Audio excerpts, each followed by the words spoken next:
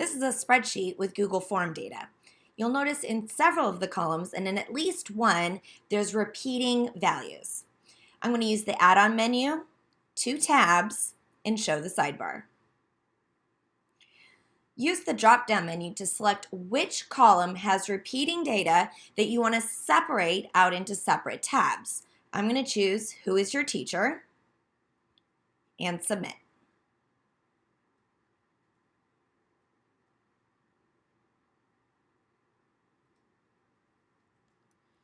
Notice along the bottom, a tab is created for each of the unique values in the list or the column that you selected, and the spreadsheet data is filtered by that value on each of the tabs.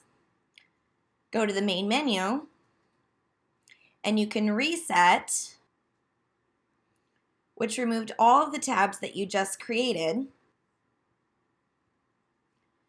This allows you to run it again to update if new data has been added to your spreadsheet.